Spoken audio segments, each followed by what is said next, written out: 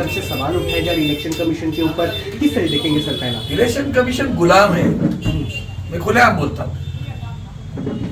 इतने गैर जिम्मेदार और इतनी गैर कानूनन काम वो कर रहे कि उसकी कोई सीमा नहीं रही।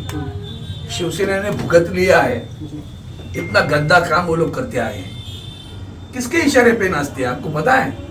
जो कुछ बिहार में और बंगाल में हो रहा है ना, उस बस समझो कि वो बिहार या बंगाल के लिए सीमित है, पूरे देश में एक करने जा रहे हैं लोग। और इसीलिए तो एसआर के खिलाफ जो संसद में सारे सांसद, सभी पार्टियों के विपक्ष के सांसद जो आवाज उठा रही है, उस सर्वसामान्य जनता को पता चलना चाहिए कि क्या हो क्या रहा है।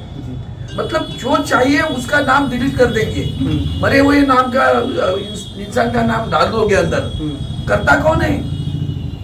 चंडीगढ़ की महापालिका के चुनाव याद है आपको? कैसे क्या महापौर को चुनाया था, चुनकर लाया था, कौन कर रहा था? वही काम उधर हो रहा है अधिकारी। किसका नाम डालना, किसका नहीं निकालना, ये जो गंदा काम हो रहा है। आज तो उसने और भी बॉम्ब डाला कि मेरे पास और भी कोई सबूत आए हुए हैं, राहुल गांधी जी भी सबूत है। हम अपना अनुभव को करते हैं ना।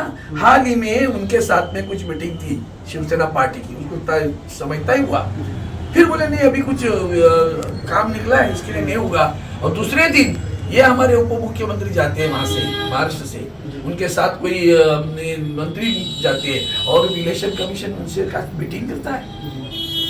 ये क्या है? ये क्या है सर? वही सवाल, ये जनतंत्र है क्या? सर वही सवाल खड़ा होता है कि जिस तरीके से अगर देखा जाए तो एकनाथ शिंदे लगातार जाते हुए नजर आ रहे, दिल्ली जाते हुए, क्या कहीं ना कहीं जिस तरीके से जो वीडियोस वायरल हो रहे लगातार, जो शिवसेना के जो मंत्री है या फिर नेता लगातार चर्चे में है, तो क्या वही वहां पर जाके कुछ और बातें या फिर भाई दो चीजें जाती है वहाँ। एक तो इसके लिए जाते हैं भाई हमें बचाओ बचाओ बचाओ, दोनों तरफ से। या चुनाव के समय में वो चुनाव आयोग से मिली है और कही है कि हमें वहां भी बचाए, और यहाँ जो गुनाह कर रहे हैं, इतनी सारी गलतियां कर रहे हैं उनके सारे मंत्री। अरे भैया, इस राज्य का गृह मंत्री बार चलाता है, डांस बार। ये लांछन है कि भूषण है? ये तो सोचो। तो लांछन नहीं लगता आपको? लॉन्ड्री ऐसी है कि बस कुछ भी करो, हमारे पास आओ, जो कर। उल्टा उप मुख्यमंत्री कहते हैं कि डरो मत भाई, तुम्हारे साथ में हूँ, बाहर चलाओ। अरे वाह सर, वही मेरा सवाल, यही है ना। जी। तो ये जो एथिक्स कमेटी करके वहां पार्लियामेंट में हाँ, एक जबान से एक अगर लफ्ज गया तो बात करती है। उनसे पूछिए तुम्हारी भारतीय जनता पार्टी का चरित्र और चारित्र क्या है? ऐसे लोगों के साथ में खड़े रहते हो, ऐसे लोगों को साथ में लेकर सरकार बनाते हो, एक पर कार्रवाई नहीं। सर वही मेरा सवाल था कि किस तरीके से जो योगेश कदम के ऊपर लगातार आरोप लगाए जा रहे हैं, उनका लाइसेंस, उन्होंने जो बार लाइसेंस था वो सरेंडर कर दिया है। तो क्या बड़ी, अरे मतलब क्या हो गया? तो गुनाह कर दिया मैंने और मैंने कह दिया कि हाँ हो गया, अभी नहीं करूंगा तो चलेगा, और बाद भी रहेगा मंत्री पद पर। महाराष्ट्र को कलंकित कर रही है, महाराष्ट्र की प्रतिभा मलिन हो रही है, सारे भ्रष्टाचारी मंत्री बने हुए हैं। और दुर्दैव इस बात का है कि हमारे फडणवीस साहब उसके ऊपर कार्रवाई कर नहीं पा रहे हैं। वहां भी उसको कोई रोक रहा है, समझिया? वहां भी कोई रोक रहा है। किसके गुरु पूर्णिमा थी, कहाँ गए थे पता है? पैर छूने, किसके पैर छूने गए थे? उप मुख्यमंत्री किसके पैर छूने गए थे? याद करो, फिर पता चलेगा इनके गुरु कौन है, इनकी पार्टी क्या है। ये पार्टी है क्या?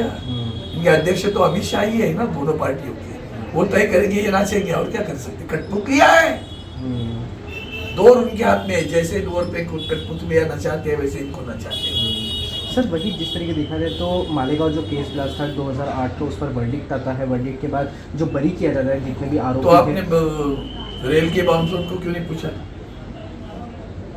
सर वही मेरा एक सवाल था, उसके ऊपर ही जोड़ता हुआ कि एटीएस के जो पूर्व अधिकारी है उनका दावा ऐसा रहता है कि तब प्रेशराइज किया गया था हमारे को मोहन भागवत के ऊपर भी। तुम लोग है ना, ये धंधा बंद करो, ये तुम लोग का धंधा बंद करो। मैं आपको बोलता हूँ, वो मैंने कल शब्द प्रयोग किया, मैं कभी गंदा शब्द प्रयोग नहीं करता। ऐसे कमीने अधिकारियों को ना अभी भी रास्ते पे लाके चाबुक से भटका देना चाहिए। ये कमीने लोग हैं, ये कमीने लोग हैं। हिम्मत क्यों नहीं करते भैया? अभी तो वैसे ही तो बोला मैंने, गुलाम है ना।